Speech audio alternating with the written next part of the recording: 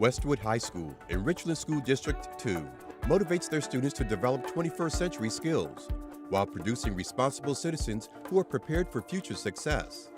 Those are the words of Dr. Cheryl Guy, principal of Westwood High School. Here's an opportunity for you to experience how this is accomplished.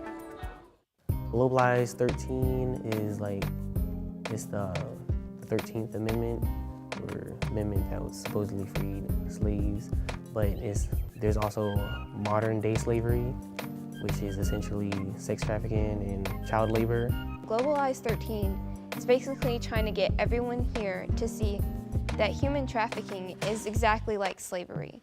They took people out from where they belong and they brought them to do things that they didn't want to do, and they forced them to do it. So it's all one big connection, and that's what we're trying to get people to see is the big picture and how to help and solve this big problem that we're dealing with today. Before last year, I didn't really know that stuff kept happening nowadays. I thought it got abolished years and years and years ago, so I didn't really think about it. And then last year, this organization came to my school, and I realized that it's not just over. There's still people all over the world who were sold into slavery and who are still having to work against their will. Globalize 13 is about globalizing the 13th Amendment, and it's about getting people involved and getting people, giving them knowledge about the situation, because some people think that slavery is completely done and it's over with, but it's not, and it still happens today, every day around us. And we still have people being rescued with human trafficking and all types of things. And the play is a continuum of that, because it's helping our student body get more involved in it. Because with students nowadays, if you just tell them something, they're not gonna listen. But if you put it into a way that they'll understand it, then they'll actually listen and try to get involved with it. It's a big thing our school is very passionate about, sex trafficking, slave trafficking, any kind of trafficking. And our school works hard to raise awareness for it. It sounds like this story is about slavery or human trafficking, and in a way it is. But mostly, this story is about a project-based learning curriculum known as STEAM: science, technology, engineering, arts, and mathematics. In this lesson, students will continue to engage in attempting to raise awareness of and solving a real-world problem: human trafficking. The students' efforts have migrated from one year and one class to another. Now you are involved. Your task is to figure out what the students do to learn. Is there an impact in what they're learning, and what is their objective? Dr. Ann Richardson, Westwood's drama teacher, will continue the story. We were part of the Globalize 13 project that Stacy Plotner, one of our social studies teachers, she had been the person behind that project, and that focused more on present day slavery. We went back to the roots, which was the Underground Railroad and the abolition of slavery, and that was what we were focusing on for our performance. As a STEAM project, we incorporated technology, engineering, mathematics, not so much science, and certainly the arts into this particular project. So it was definitely a STEAM project for our students who began the research over the summer, created the play, we rehearsed it, and then performed it for, because of the flood, we performed it for 2 months. To fill in the blanks a little, Stacy Plotner's class project featuring Globalize 13, a Frederick Douglass Family Initiatives, caught the attention of the Richland County Council and have led to discussions and enforcement on human trafficking that continue today. Westwood's relentless efforts to bring awareness to human trafficking hasn't let up. Our play is called The Secret Room: Stories of the Underground Railroad. It is written by students here at Westwood. They researched different stories told by abolitionists that operated the Underground Railroad, and they really took some of those stories and put them in the play and tied them all together. And the story in the play is being told by an old lady, and they did a whole bunch of research so we can make the realities of the Underground Railroad come to life. Well, the project-based learning curriculum is basically trying to get us to work more hands-on and work more with current events, what's going on while trying to, have an educational input in it. Project-based learning for me is working with other people on a topic, and rather than like filling out worksheets and having teachers just stand in front of you and lecture you, you're really hands-on and you're independent. Like, you have to get along with people in your group, and you have to communicate and come up with ideas. To create this, we need to know about it and learn and study. And to me, that's kind of what project-based learning is about, to not just read in a book, to get your hands on something, get your mind in it, and become part of it. Project-based learning, you have to really stay focused to keep up with it, because you have to do your schoolwork, and then you have to tie your schoolwork into the project-based learning, because you learn based off projects. So you take projects, whether they're physical or technology-wise or technology-based. You have to keep up with it all, and you have to tie it into your schoolwork at the same time, so it all becomes one. So you're teaching yourself at the same time, and you're learning a lot about the topic that you're on. Well, I think you're learning in a more productive way, I think, because it's not learn this fact, learn this fact, learn this fact. It's more like learn as you do it so that you retain it better. Project-based learning is perfect for the arts because we're always going to be presenting it to an audience. It's not just something that we do for ourselves. Presentations to the audience or to the public is a major criteria to proper project-based learning instruction. After what has been weeks, even months of pre-production, it's time for this project to move towards the stage. Students who have been working through the summer, researching and writing, are seeing their efforts develop into a purpose. I got mad because it was like, here I was and I had no idea. And it was kind of like it was kept quiet for a while and I had no idea what was going on. So when I found out, I was just like, I need to do something about this. So when I found out we were doing this for our school play, I felt really motivated to help write, to kind of give more information to people out there who were like me last year and didn't know anything about modern day slavery. To me, this play is raising awareness of modern day slavery, connecting it to the past with African American slavery. Our show contains other types of slavery, so like with the school program Globalize 13, which raises awareness about human trafficking and work labor and things like that. And it's just nice to see all of it come together. Getting awareness out there is important to help stop the problem. If you don't know about a problem, you can't fix it.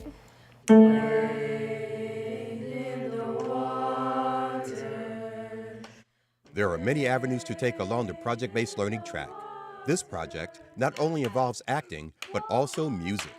Chorus teacher Sharon Johnson started the process of teaching the students the songs for the play.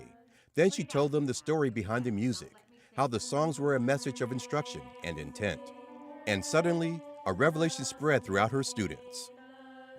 When you see their eyes go up and that light bulb goes off, it became the reality that they did not know. That's how I found out that they didn't know the history behind the music.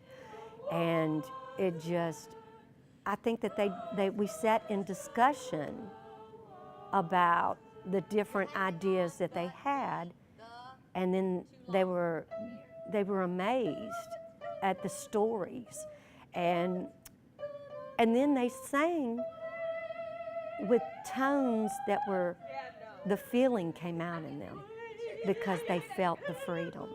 I heard when I went to teach them the songs, I was just so well pleased with you teach them about the music that they're going to sing, and then they discuss the music, and then they come back to the table, and then we start all over as we're singing it, and their vocals changed. It was like that light bulb went off, and then it enriched their voices.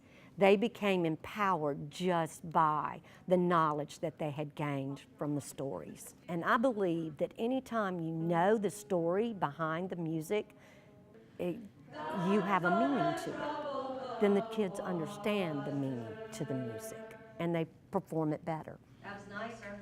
The play could have gone without the music, but the music brought more beauty to what, it reinforced the beauty of that play and the freedom that we have now.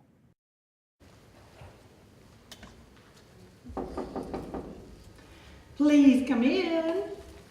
I hope this play catches the attention of my peers and their families, and I hope they go out and try to get involved more and try to spread the word and try to get people their rights, because everyone deserves their rights. No one deserves to be a slave. So I'm hoping that people get more involved from this play. I hope it's interesting enough that people pay attention and they learn and they get more involved with it. I hope people realize how severe the situation was and still is. Because just because, we've fought these wars and we've abolished these laws, we've done so much and we made so much progress, but there's still so much left to do.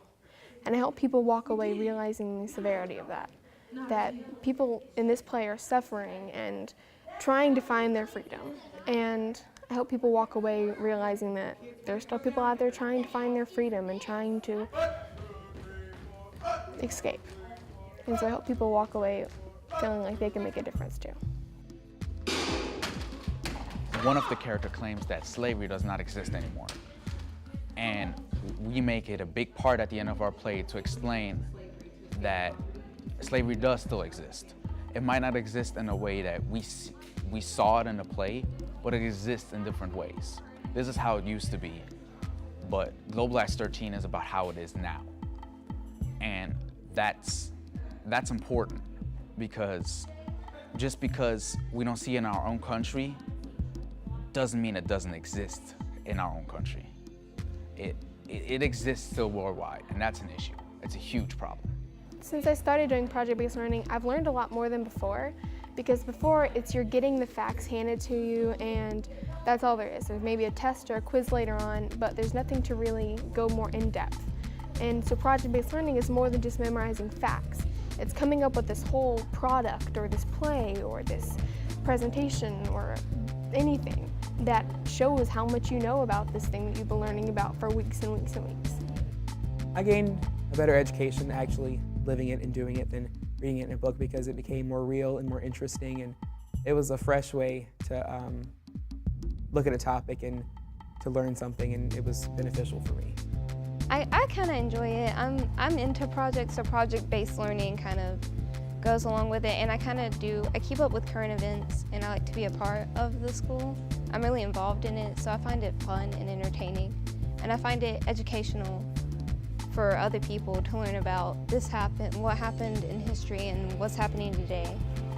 I do like it. I think it helps me in certain situations, like with math, like you're always going to have to kind of sit down and work through it just kind of on your own, but then with something like science or English, like other people's opinions are really invaluable and they can really help you learn and remember certain things. Sometimes it is a hard thing to do. I don't like researching personally. I'm willing to do it, of course, but it is a difficult process because you need to get to the right citations, you need to read a book, you need to ask for help, and I love the end result, especially with this play. The process, depending on what you do, is very much fun too. Sometimes it's work, but it helps me learn. I think this helped a lot because I was able to do something not on my own, because on my own I felt like I was such a small person. Like there wasn't anything I could do to just stop it.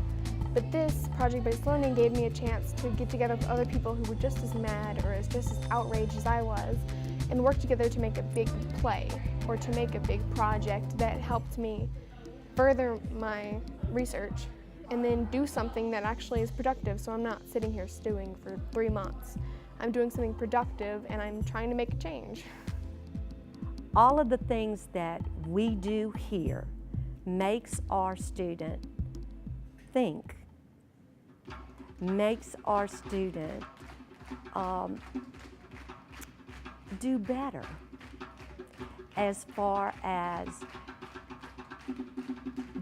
they are taught to be more expressive, more challenged, both of them together, STEAM and project-based learning, helps them because they have to become not just a student listening to a teacher speak. They have to do the work. They have to do the research. And what project-based learning teaches them is it's going to be revision after revision after revision. It's going to be a lot of work. And the first time you do it, that's not where you're going to end up.